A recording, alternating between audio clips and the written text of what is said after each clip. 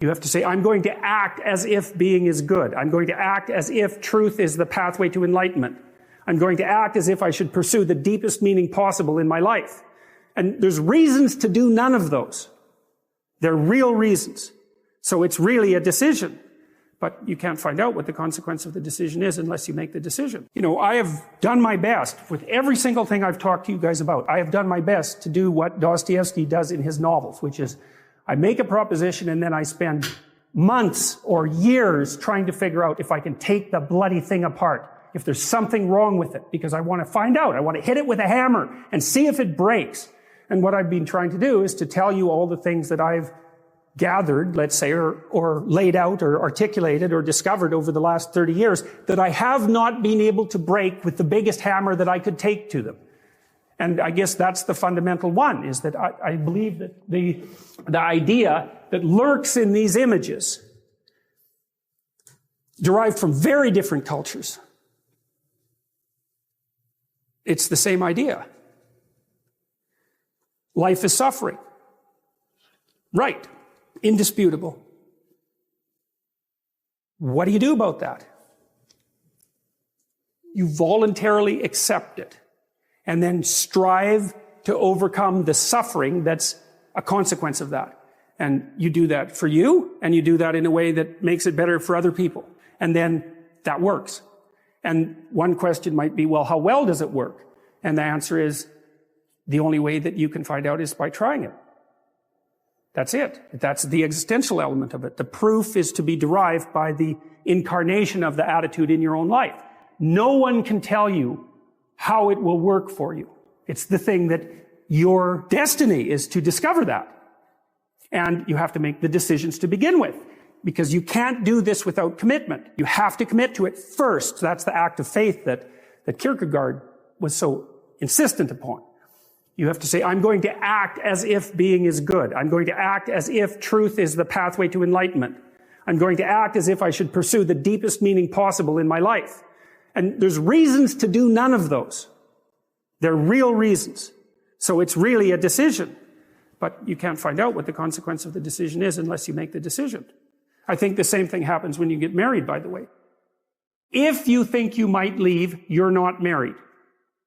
And then you think, well, the marriage didn't succeed. It's like, well, maybe you were never married. Because the rule is, you don't get to leave. And there's a reason for that rule. Now, I'm not saying that there aren't situations where there should be exceptions made for that. That's not the point. The point is that there's some games you don't get to play unless you're all in. The other thing that's so interesting about being alive is that you're all in. No matter what you do, you're all in. This is going to kill you. So I think you might as well play the most magnificent game you can while you're waiting. Because do you have anything better to do? Really? Why not pick the best thing possible that you could do? Why not do that? Maybe you could justify your wretched existence to yourself that way. I think you could. That's what it looks like. You know, people find such meaning in the responsibilities they adopt. It stops making them ask questions about what life is for. If you have a newborn child, for example, like unless you're really in a bad way, psychotically depressed, or maybe your personality really needs some retooling, you stop thinking about anything but ensuring that that baby is doing well. And if someone comes along and asks you an existential question about your commitment to that, the right response is, why are you asking me such stupid questions when this is manifesting itself right in front of your eyes? Like, how blind can you be? That isn't a time for questions about the meaning of life. The answer is right in front of you. And if you can't see it, it's not because life has no meaning. It's because you're blind. I mean, that's what the image of the Virgin Mother and the child is all about. It's like, what's the answer to the meaning of life? Here's an answer. It's like, well, I'm going to criticize that. Well, go right ahead. You're like a termite gnawing on a temple. There's no utility in that sort of criticism. It's blindness. And it's the same thing with regards to the path of the hero. It glistens in front of you, and you can criticize it. It's like, fine. Put the cart before the horse and see how far you get. You said that a harmless man is not a good man. A good man is a very dangerous man who has that under voluntary control. How should people become more dangerous? Becoming more articulate is definitely, I would say, that's the primary array of weapons. So, I mean, physical prowess is something, and it's not nothing, that physical confidence that comes along with that as well. But the same thing replicated at the level of the ability to communicate and to think, that's way broader field of battle and opportunity. You want to take your rightful place in the kingdom? It's like, get your tongue straight, man. Get it under control in the highest possible sense. There's nothing that makes you more formidable than verbal competence, than being able to articulate, be able to think, to marshal your arguments, right? Some battlefield metaphor.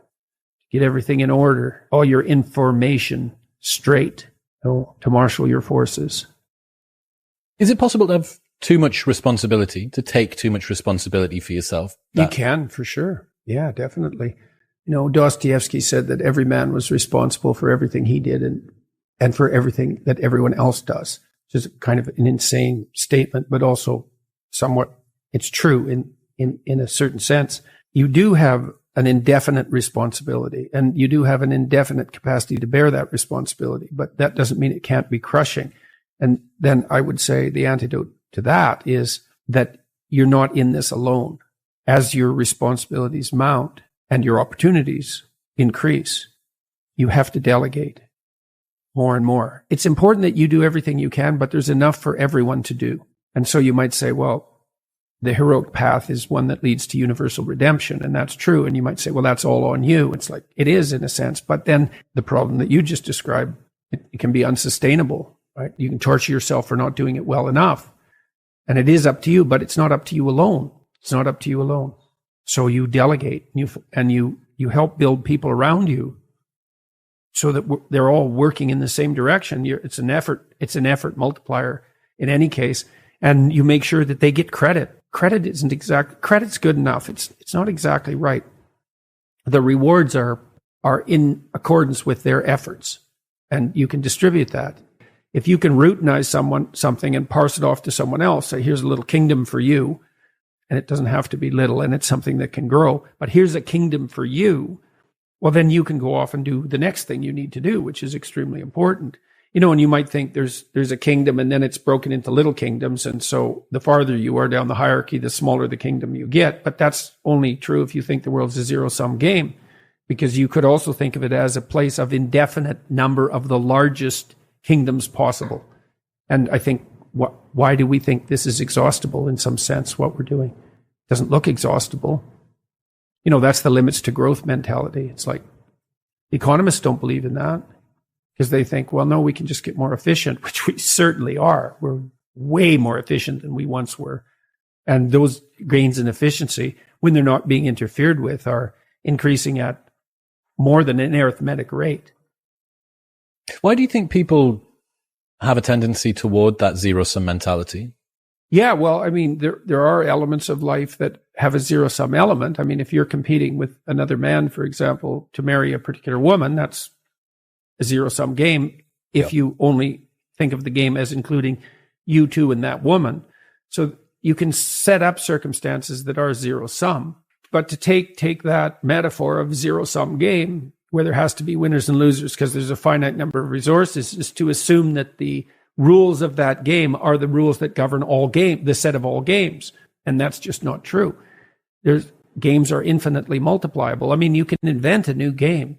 People do that all the time. The man who invented CANN'T, which is a game I really like to play, it's a very popular board game. That didn't exist until he invented it. Now, thousands and thousands of people play it, and he made a fortune from it. It's like that game never existed.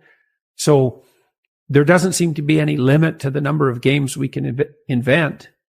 And it's a complicated problem because we are on a single planet, and some resources are more zero-sum than others, but we haven't really run into any actual zero-sum limits in terms of our, the probability of us living an abundant life on the planet. We've stewarded some resources very stupidly. We've done a very bad job of managing oceanic production, for example. We have to be smart about our resources, but that doesn't mean they're zero-sum, and certainly doesn't mean the world is a zero-sum game. And that's a Malthusian idea, that population will grow till it consumes all available resources and precipitously collapse. And then why do we think apocalyptically? It's, because things do come to sudden ends. People die, people get fatal illnesses, like the world you so carefully constructed can be blown apart at any moment by a random occurrence, genetic mutation that causes the cancer that kills you. Life has a fundamentally apocalyptic aspect. And we do understand that because we're self-conscious, and then it's very difficult not to apply that kind of apocalyptic reasoning to things as such. The world's going to burn up. The climate's too hot. What about runaway positive feedback loops? Because that's what the climate types are afraid of. It's like, hey, they happen. How do we bind our apocalyptic thinking? That's a good question, man. That's a good question. We do that with the truth. That's how we do it. Through dialogue, through investigation, through exploration, through discipline, all of that. The logos is the antidote to the apocalypse. And so what does that mean? Well, love and truth is the antidote to the apocalypse. Not the planet has too many people on it. Truth in the service of love. Mm-hmm. What do you mean by that? Well, it's a hierarchy of virtue, I would say. There's an old idea that God is the sum of all that's good. I don't think sum is exactly the right metaphor. It's more like, imagine there are eternal verities: truth, beauty, justice, love, courage, fortitude, compassion. Think of all those things as virtues. So virtue is what all virtues have in common. That's the relationship of God to the good. Well, you may think, how would that manifest itself in your life? Well, that might be pursuit of the good. And that's the pursuit of the good that unites all proximal goods. Well, what is that exactly?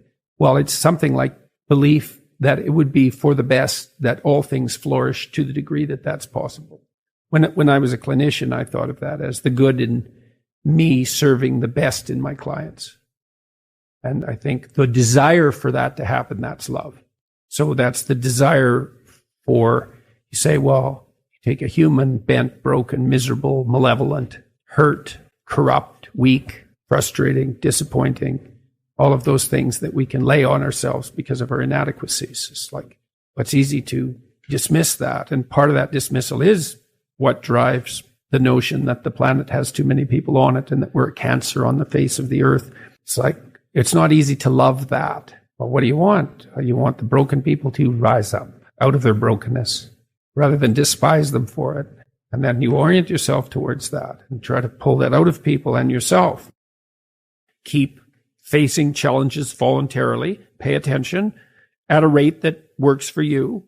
Develop your competence. That actually stabilizes the environment around you. So it actually is less predictable and less threatening. Plus you accrue that evidence and you get the social support for doing so. That's your best pathway forward.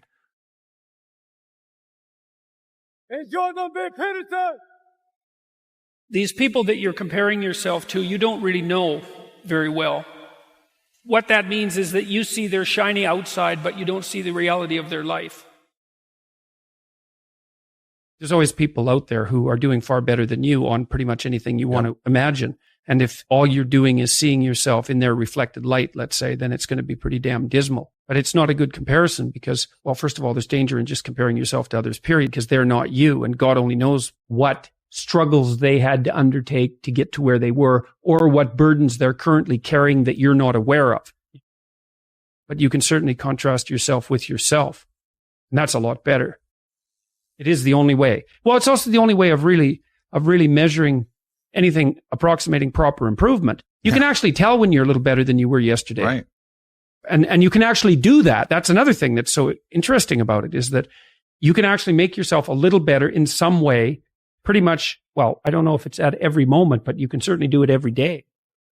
Be careful who you share good news with, because you want to share good news with people who are going to be genuinely happy for you. And be careful who you share bad news with, because that's equally tricky. You want someone who will listen to you when you're having trouble and allow you your grief. Beauty calls people to their higher being, I would say, and to make friends with beauty is to introduce yourself very carefully to one of the mysteries of life that make it worth living. There's never been a better time for the majority of people to be alive, and the future, although we're vulnerable and terrible things can always happen to us. It's hard to make a case that the future doesn't look comparatively positive. We're becoming extremely technologically sophisticated, and the world is changing at an incredibly rapid rate, and the only way we're going to be able to manage that in a positive way is if each of us, or as many of us as possible, are capable of making wise and careful and truthful decisions. And if we do that, then maybe things can continue to improve. You don't get people to stand up on their own 2 feet and to adopt responsibility if everything is given to them. And that's a real conundrum. You know, maybe you're in California, see someone speeding down the road in a convertible Porsche, and you think, oh man, what a lucky bastard. And the truth of the matter is that he's thinking about wrapping his expensive sports car around the next cement pillar that he comes close to. You know, you can't tell. And people have hard lives. And even people who are comparatively fortunate have hard lives. And the ideal that you're observing that makes you jealous and resentful is in large part an illusion that's created by your own mind.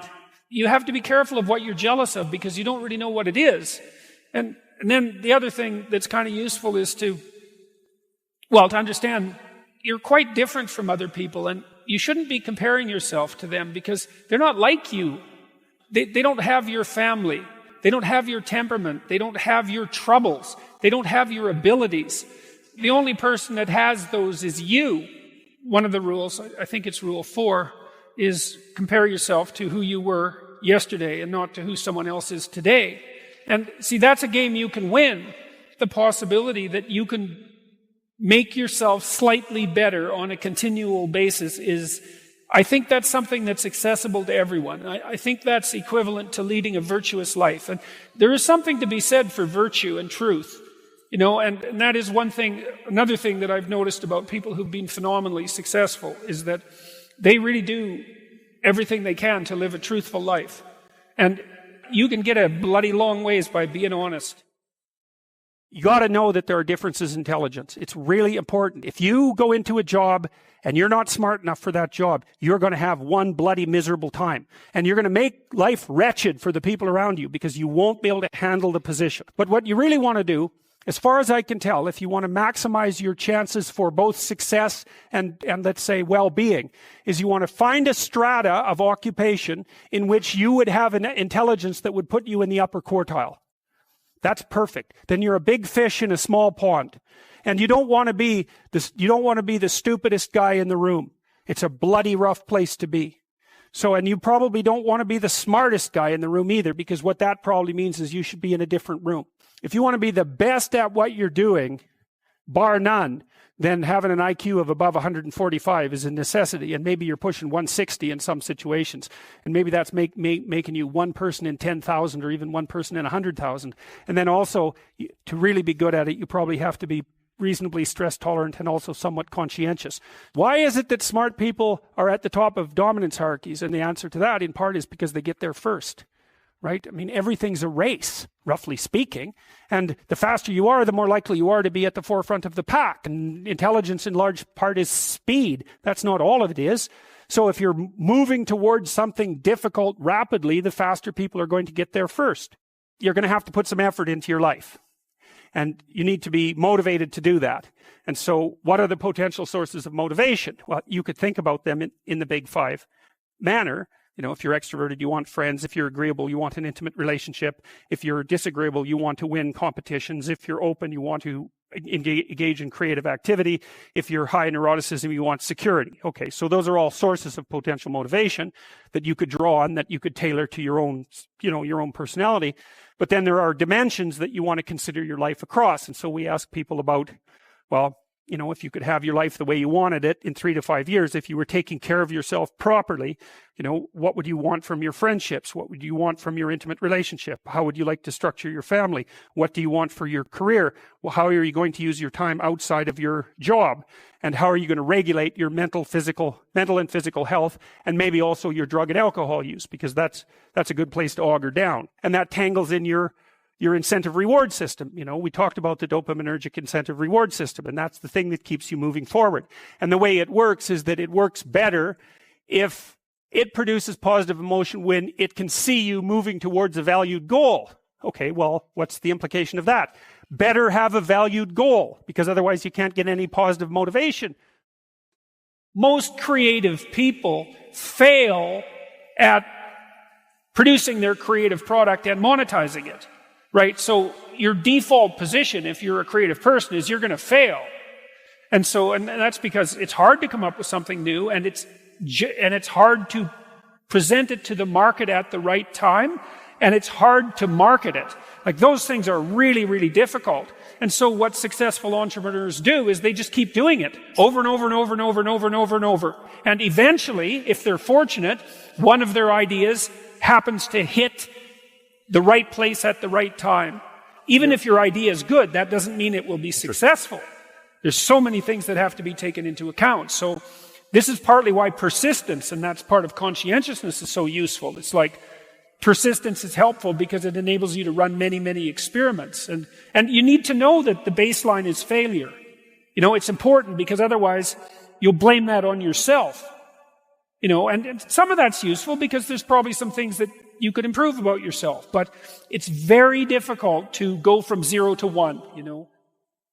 This idea in Jungian psychology called the circumambulation. And Jung had this idea that you had a potential future self, which would be, in potential, everything that you could be. And that it manifests itself moment to moment in your present life by making you interested in things. And the things that you're interested in are the things that would guide you along the path that would lead you to maximal development. Now, it sounds like a metaphysical idea or a mystical idea even, but it's not. It's not. It's a really profoundly biological idea. The idea is something like, well, you're set up so that you're automatically interested in those things that would fully expand you as a well-adapted creature. Well, like, there's nothing radical about that idea. What else could possibly be the case? Unless there's something fundamentally flawed about you, that is what the situation would be. It's kind of interesting to think about how that would be manifest moment to moment, but the idea is something like, well, your interest is captured by those things that lead you down the path of development. Well, that better be the case. Okay, so that's fine. And so there's some utility in pursuing those things that you're interested in. That's the call to adventure, let's say. So, and the call to adventure takes you all sorts of places. Now, the problem with the call to adventure is, like, what the hell do you know? You might be interested in things that are kind of warped and bent. And often it's the case that when new parts of people manifest themselves and grip their interests, say, they do it very badly and shoddily. And so you stumble around like an idiot when you try to do something new. That's why the fool is the precursor to the savior from the symbolic perspectives, because you have to be a fool before you can be a master. And if you're not willing to be a fool, then you can't be a master. So you're going to, it's an error-ridden process. And that's also laid out in the Old Testament stories, because the first thing that happens to all these patriarchal figures when God kicks them out of their father's house when they're like 84 is that they run into all sorts of trouble, and some of it's social and some of it's natural and some of it's a consequence of their own moral inadequacy. So they're fools. But the thing that's so interesting is that despite the fact that they're fools, they're still supposed to go on the adventure, and that they're capable of learning enough as a consequence of moving forward on the adventure so that they straighten themselves out across time. And so it's something like this. So this circumambulation that Jung talked about was this continual circling, in some sense, of who you could be. You might notice, for example, that there are themes in your life. You know, when you go back across your experiences, you see you kind of have your typical experience that sort of repeats itself. And there might be variation on it, like a musical theme, but it's like you're circling yourself and getting closer to yourself as you move across time. That's the circumambulation. Now, you remember that for a sec, because we'll go back to it. Okay, so imagine that something glimmers before you. It's an interest that's dawning, and you decide, well, first of all, you're paralyzed. You think, well, how do I know if I should pursue that? It's probably a stupid idea. And the proper response to that is, you're right, it probably is a stupid idea, because almost all ideas are stupid. And so the probability that as you move forward on your adventure that you're going to get it right the first time is 0. It's just not going to happen. And so then you might think, well, maybe I'll just wait around until I get the right idea, and which people do, right? So they're like 40-year-old, 13-year-olds, which is not a good idea. And so they wait around until it's waiting for Godot, until they finally got it right. But the problem is you're too stupid to know when you've got it right. So waiting around isn't going to help, because even if the perfect opportunity manifested itself to you in your incomplete form, the probability that you would recognize it as the perfect opportunity is 0. You might even think it's the worst possible idea that you've ever heard of anywhere. Highly likely. Highly likely. So Nietzsche called that a will to stupidity, which I really liked, because he thought of stupidity as being it's you have to take it into account fundamentally and work with it. And so you can take these tentative steps on your pathway to destiny, and you can assume that you're going to do it badly. And that's really useful, because you don't have to beat yourself up. It's pretty easy to do it badly. But the thing is, it's way better to do it badly than not to do it at all. And that's a hell of a lot better than just rotting away at home. So that's good. And so why is that? Well, okay, so you start your path and you think that you're heading, towards your star. And so you go in that direction. And then, because you're here, the world looks a particular way. But then when you move here, the world looks different, and you're different as a consequence of having made that voyage. And so what that means is that now that thing that glimmers in front of you is going to have shifted its location, because you weren't very good at specifying it to begin with. And now that you're a little sharper and more focused than you were, it's going to reveal itself with more accuracy to you. And so then you have to take it's almost like a 180-degree reversal. But it isn't, because, you've gone this far, and that's a long ways to get that far. But that's a lot farther than you would be if you just stayed where you were waiting. And so it doesn't matter that you overshoot continually, because as you overshoot, even if you don't learn what you should have done, you're going to continually learn what you shouldn't keep doing. And if you learn enough about what you shouldn't keep doing, then that's tantamount at some point to learning at the same time what you should be doing. So it's okay. Now, what's cool about it, though, I think, is that as you progress, the degree of overshooting starts to decline, right? There's nothing hypothetical about that. As you learn a new skill, like even to play a song on the piano, for example, you overshoot madly. You're making all sorts of mistakes to begin with, and then the mistakes, they disappear. There's a great TED Talk, I think it was, about this guy set up a really advanced computational recording system in his home and recorded every single utterance his young child made while learning to speak.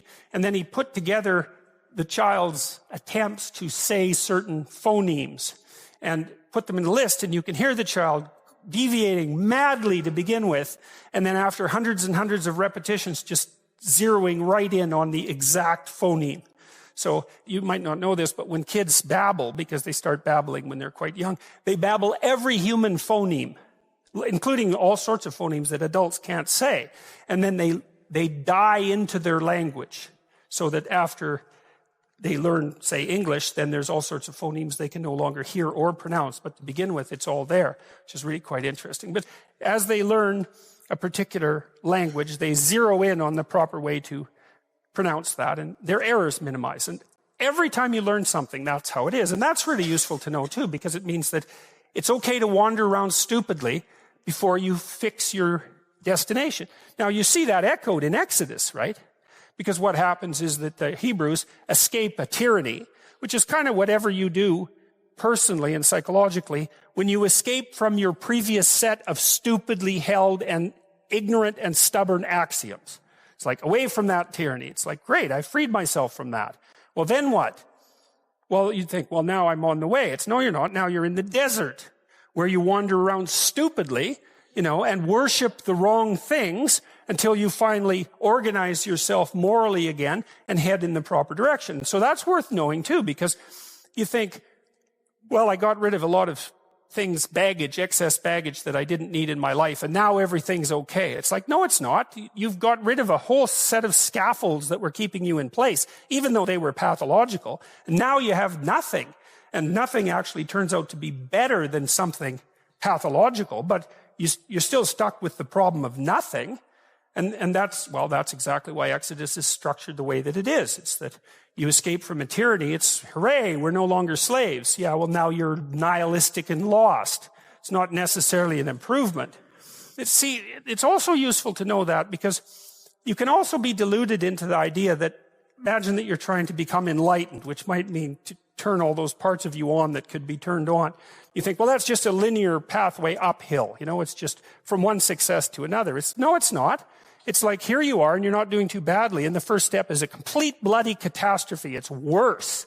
And then maybe you can pull yourself together and you hit a new plateau and then that crumbles and shakes and bang, it's worse again. And so, because part of the reason that people don't become enlightened is because it's punctuated by intermittent deserts, essentially, by intermittent catastrophes. And if you don't know that, well, then you're basically screwed because you go ahead on your movement forward and you collapse and you think, well, that didn't work, I collapsed. It's like, no, that's par for the course.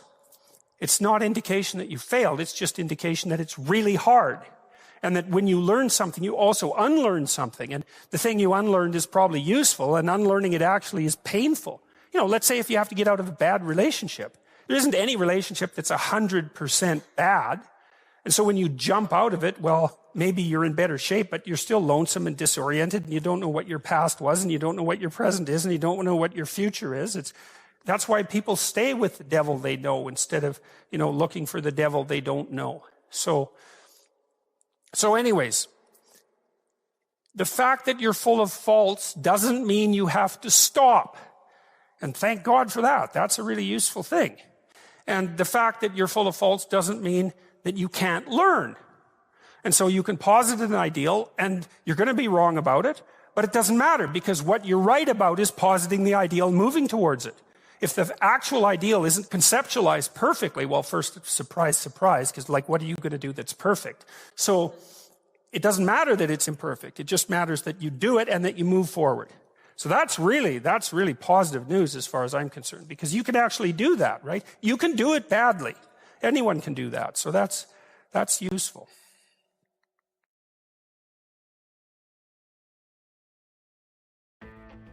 Not saying things you know to be untrue. That's a good thing. Don't lie. That's good. Be grateful. And then try to work for the best in yourself and other people. And maybe even broader than that. Try to work for the best despite your cynicism and resentment. I suppose that's a form of gratitude as well. That's what love means fundamentally, is working for the best of things. And it's a goal. And what's the alternative? Hate? And that's not going to make things better. It's going to make things worse. Generally speaking. So something like truth nested inside of love. Then there's gratitude lurking around the edges. Beauty is important. More art, right? Yeah, well, more beauty, period. Everywhere. That would be nice. It's kind of intimidating, beauty. What do you mean? What do you mean by that? Well, because it's an ideal. It judges you. This is something that's quite interesting. Every ideal is a judge. Because you fall short of it. Yeah, but it's an interesting problem that you need an ideal to work towards, but the consequence of that is that you're judged by it. That's fascinating because we always want the ideal, right? Yeah, well, I recommend it to people that they try to reward themselves for improving over who they were yesterday, rather than punishing themselves for their deviation from the ideal. Look for incremental improvements and let yourself know that you've managed them. Is it important to hold the ideal, but also then keep short-term goals of you definitely. Against yourself? Yes, definitely. Yeah, you want to break it down into, and you do this with kids too. You want to set someone a task that will stretch them beyond their limit, but not be impossible, right? So that's part of being intelligent and careful within a relationship.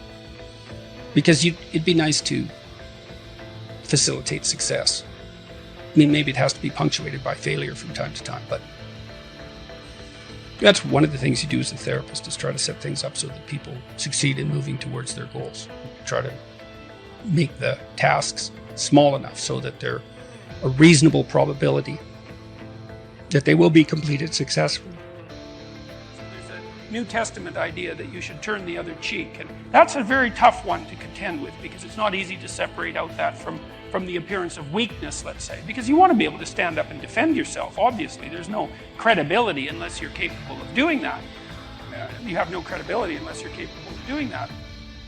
In the interview that you're referring to, I attempted to use minimal necessary force, and all I was doing was deflecting accusations that, as far as I was concerned, had nothing to do with me. And the reason that was successful was exactly because there was no obliteration. There was just stepping back, say, well, that's not accurate the way that you're formulating that. And what happened was that she had to show her hand, and it was her showing her hand that produced the consequences that were associated with that video, which I think has been viewed, the video itself, about 11 million times, and the various clips and cuts is probably 50 million by now. But because I didn't use force or any more than was necessary, and she had to keep stepping forward with her accusations and her ideology, and she just laid it out completely so that everyone could see it. And so it's another thing you really want to think about. Like, you don't want to be thinking about this as a polarized political battle, because you're in the damn polarized political battle, and it's actually the polarized political battle that's the problem. Now, now it's not like, as I said already, it's not like you want to be a pushover, but you step away from that and you work on yourself so that you're an increasingly powerful person. But one of the ways that you do that is that you learn to use minimal necessary force. It's like you don't defend yourself any more than you have to. Like, be careful. Don't push any harder than you need to, because all you do is you generate a counterforce by pushing harder than you need to, and then you're in conflict. And you think, well, I like a little conflict. It's like, look, fair enough, a little conflict, man, no problem. It keeps your life kind of interesting, and maybe that's on the problem-solving edge. But a little conflict can become a lot of conflict very, very rapidly, and if you have any sense at all, that's not what you want. You know, especially if you have other things that are better to do, and you should have other things that are better to do. And so, you know, to deal with these sorts of things, even when you're provoked, with a light hand, there is no more effective strategy than that. And it's a real mark of sophistication and your ability to keep your temper in check. It's really something to aim at. And that's true even when you're dealing with yourself. You know, you don't punish yourself any more than necessary. When you're negotiating with someone that you love, a partner, for example, a husband or a wife, at least in principle, you defend yourself with minimum necessary force. When I've been successful in responding to attacks, it's only because I've responded to them minimally. So, for example, there's been a number of times when I've gone to universities and had pretty nasty demonstrations. There was one at McMaster University that got quite out of hand, a worse one at Queen's University, where people were pounding on the windows while we were all sitting in the hall. But it was the same thing there. It's like control of temper, detachment, understanding that the full event has yet to play itself out, the ability to step back, and the requirement to use minimal necessary force. And when I've been able to manage that, then it's worked. And if my temper gets riled up, and I have a temper, and if it gets riled up and I start to lash out more than necessary, then that goes badly right away. And I can see that in the comments, and I can see that the memes that are made of me turn a little bit more mean instead of funny. And so this is really an important thing to know. It's like, keep your temper under control. Don't burst out into self-righteous anger, in particular against those that you might regard as your political enemies. It is not going to help you. It's not going to help the cause. It's not going to help anything. You can accomplish what you want to accomplish if you're being wise about it by being eminently reasonable. That's the thing, is you can have reason on your side, and I mean reason in the best possible sense. It's like you don't have to be temperamental and impulsive in this sort of situation. You can try to put yourself together, which I would highly recommend, and then you can lay yourself open to the attacks. Now that means you should be able to defend yourself. You should have the articulated structures at hand. You should orient yourself properly, politically and philosophically, even physically for that matter, so that you're a force to contend with. But once you have that down, then you play it with the lightest possible hand. And that way also you have the highest probability of let's say, of changing the minds of people who are possessed by an ideology so that they can rejoin the productive political dialogue. And that's what you want. You don't want to defeat them. First of all, good luck with that. It's like, well, you've got to live with them. You can't defeat people that you live with, because there they are the next day. And if you defeat them, well, then they're defeated. Maybe that's not for the best. And second, it's not like they're happy about the fact that they're defeated. It's not like they're not going to be waiting around to find out when they can defeat you next. It's like if you're married to someone, think, well, I won that argument. It's like, no, you didn't. No, you didn't, because there that person is, waking up next to you the next day. And so if you won, and they're defeated and humiliated because of it, then the probability that they're going to react properly to you, if they have any sense at all, is very low. And so what you want is you want to negotiate your way to a sustainable peace. And that's what you want to do in the political realm too, because, well, in this country, there's a certain amount of polarization. I don't think it's anywhere near as bad as the media is making it out to be, as they go through their death spirals and generate clickbait like mad. Because, in the US, you guys have been voting 50% Republican and 50% Democrat for about 20 years, right down the middle. It hasn't changed that much. But these people who are on the opposite side of the political spectrum from you, they're the people who live across the street. They're the people who live down the street. They're family members, for that matter. And you're going to have to live with them. It's like you don't want to defeat them. You want to bring them back into the reasonable political dialogue. And you do that by having a certain amount, first of all, by getting your act together so that you're a credible and admirable person. But then by having some forbearance and negotiating towards peace. Think about what you want as a victory. You want a victory where you're surrounded by the corpses of your defeated enemies? Or do you want a victory that constitutes peace? Well, that's what you want. And in this country, you've been able to maintain that for a very long period of time, excluding the Civil War, let's say. And there's been other periods of polarization, like in the early 1970s. You don't want this to be a victory. You want this, not in that sense. You want to decrease the polarization, to bring everyone back under the umbrella of intelligent conversation.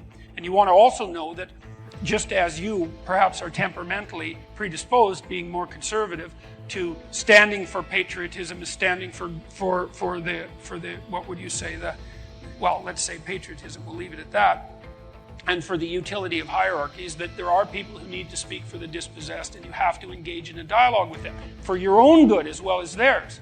Because healthy hierarchies do take care of the people who are dispossessed by the hierarchies, and that's one of the things that makes them stable. It's not an easy thing to figure out how to do, right? You don't do it self-evidently by things like redistribution of income, but it's still a universal. The problem of the dispossessed is a universal problem, and it has to be addressed, and that's why you need the political dialogue. So no victory. Peace is the goal, not victory.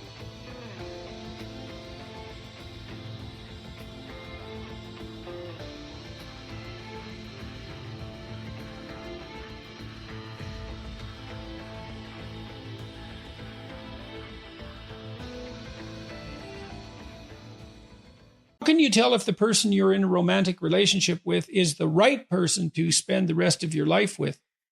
You can't. You actually decide that rather than discovering it. I might suggest what you might look for on the way to making that decision. All things considered, a certain amount of similarity on the personality dimensions between the two of you is probably to be recommended.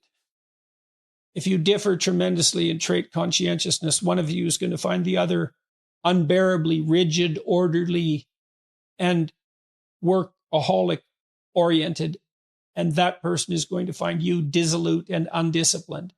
And those are temperamental differences, and if the gap is large, it's hard to bridge it. Agreeableness, it's the same thing.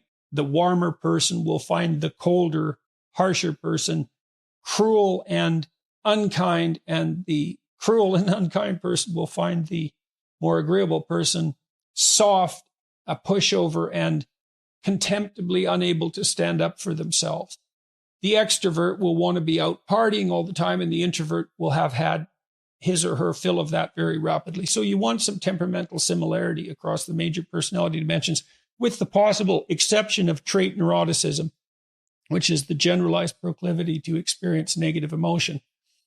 I would suggest that a person high in neuroticism seek out someone low or very low, because first of all, neuroticism is one of the best predictors of unhappiness in a relationship. And so if you're both high in neuroticism, you're very likely to be unhappy in the relationship. And it's highly probable that the person who's higher in neuroticism needs the stabilizing influence of someone who's lower.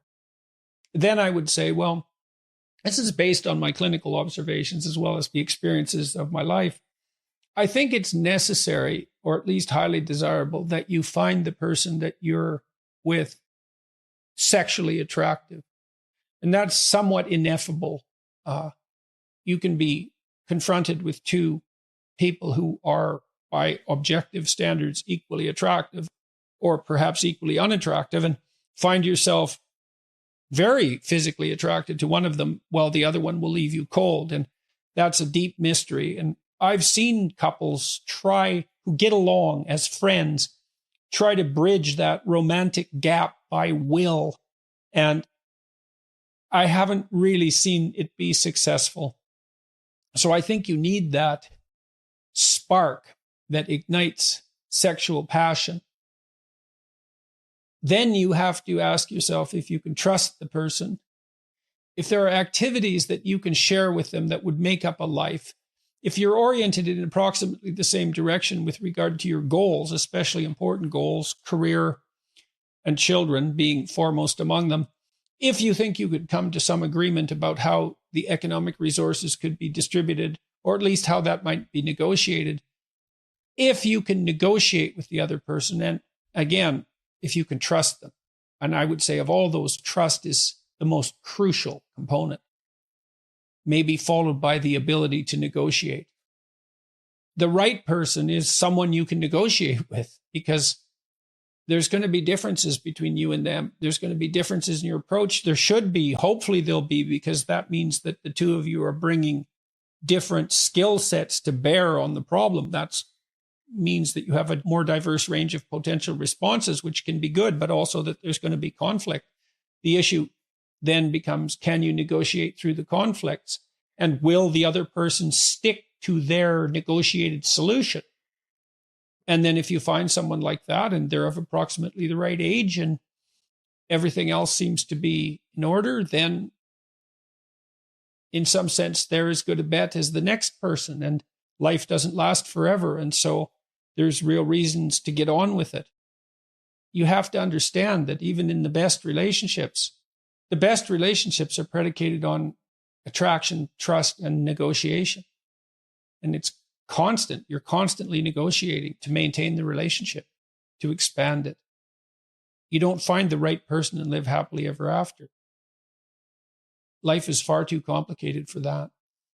People exist in a sacrificial relationship to the world. What does that mean? It seems to mean something like human beings are aware of their extended self. You know you're going to be around tomorrow and next week and next month and next year and 5 years from now and 10 years from now. Now it's less certain as you go out, but you do have the sense of yourself as something that stretches across the decades.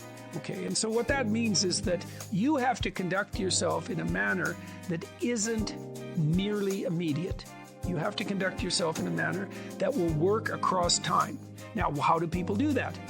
They work. Work is a sacrificial gesture. So you work, by definition, virtually. Work is the sacrifice of the present for the future. I mean, maybe someone can come up with a better definition of work than that, but I don't think so. It's like you put in time and effort right now, even if it's something not what you'd like to be doing at the moment. You put in time and effort because you believe, what the hell does that mean? You believe it'll pay off. Well, is that a contract with the future? Is it a covenant? Because the relationship that the biblical corpus characterizes human striving is covenantal. It's a bargain. The bargain is you make the right sacrifices and they pay off. That's the bargain. Now, you might say, well, that's just part of the social contract, but the biblical corpus insists that it's deeper than that. It's built into the structure of reality itself. And that if you got the sacrifices right, the future would be paradisal. That's a kind of sacrifice right there, is that you're willing to sacrifice your short-term physiological and psychological comfort for a medium to long-term benefit. It's the essence of sacrifice. This is something the atheists don't understand about the biblical narrative, is that the narrative insists that we live in a sacrificial relationship. It's the essence of humanity to live in a sacrificial relationship. It's like, well, is that true or not? Well, as you mature, your relationships are more sacrificial. It's less about what you, in your narrow sense, want right now, and it's more about what's good over the medium to long run, including other people. Well, that's a sacrificial relationship. Now, the covenant, and this is a matter of faith. It's the matter of the deepest faith. Are you willing to act out the proposition that the way to make the world reveal itself to you in its most positive guise is for you to adopt the most appropriate sacrificial relationship? Well, it's a big risk, isn't it? Because you have to give up everything. That's the deal. You give up everything that's low. Everything. Well, that's what the Christian passion is, because the Christian passion is an archetypal story, because Christ is the person who sacrifices everything thoroughly, 100%. There's no indecision because you age. Like, you pay for your indecision. It's a decision. It's a decision to avoid, fundamentally. And part of the moral that's embedded in the story of Job and in the Christian passion is that you can master what you'll face.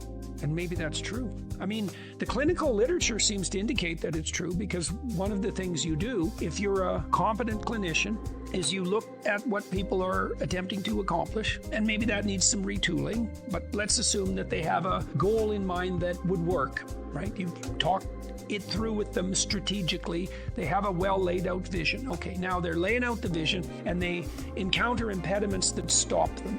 And maybe they're impediments that make them afraid and paralyze them. And so then what you do is you decompose the impediment until you find a way they can advance that constitutes a genuine advance that they'll actually do. So what you do is you take the problem and you narrow it until they'll face it.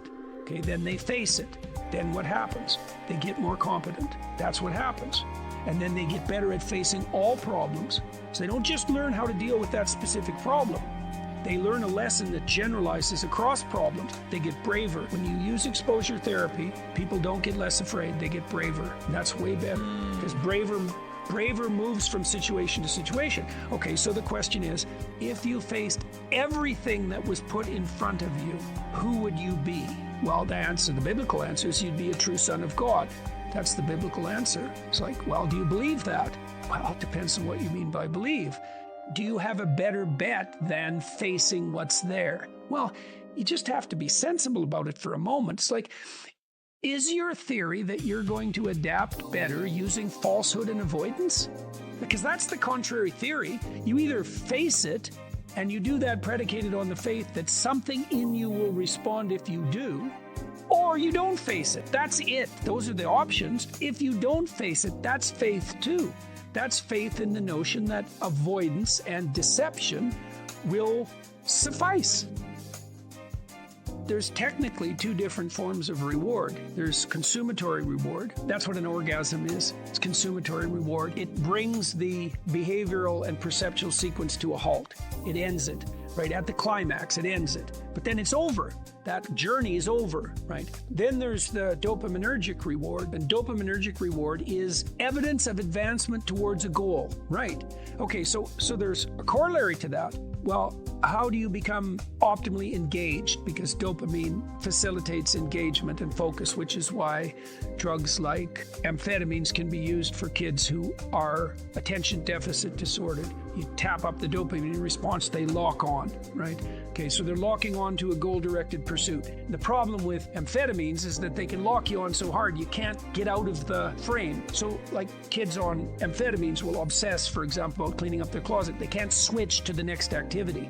Okay, dopaminergic reward is reward that's accrued in relationship to a goal. Okay, so what's an implication of that? Well, pursue the highest possible goal. Well, why? Because the kick from advancement is higher. Now, you have to balance that. It can't be, you have to advance, right? Because imagine the reward's got two components. Number one is you're moving towards something valuable. Okay, so you want it to be as valuable as possible. Okay, but you have to be moving. You need something extremely valuable that you can move towards. Okay, so part of the reason that you establish a relationship with God, let's say, is because that's what sets the upper bound to your vision. It's like, I want things to be the best they could be. That's a vision of paradise.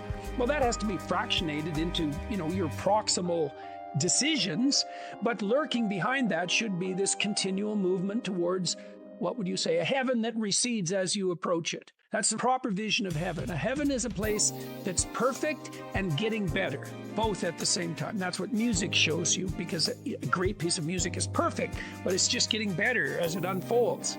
And you need that. This is part of the problem with a static utopian vision, something Dostoevsky criticized. If you gave people nothing but consummatory reward, he famously says, so that they can do nothing but sit in tubs of hot water, eat cake, and busy themselves with the continuation of the species, human beings would break that all to hell in a moment just so they have something interesting to do.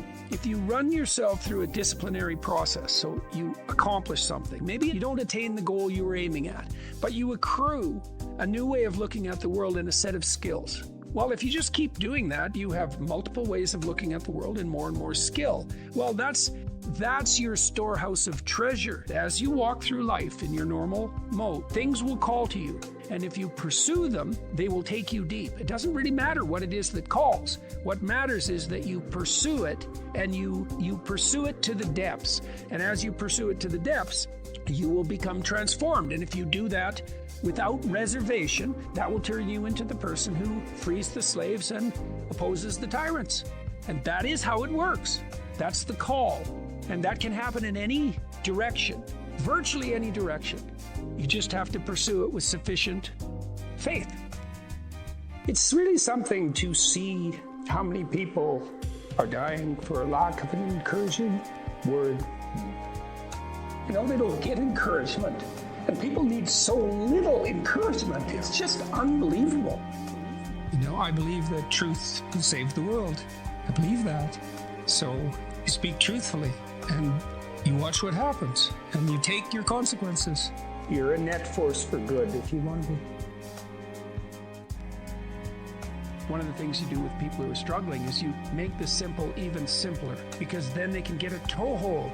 Like if they're really barely able to move. I had one client, he had a hard life, man. He was like 85. He'd fallen off a ladder and broken his neck, and they had permanently fused it. So he was basically like this. He could hardly move. He was so depressed. He literally couldn't get out of bed. It was awful. And he was in chronic pain because of his broken neck. And so the first thing I did with him was get him to sit up for like 30 seconds.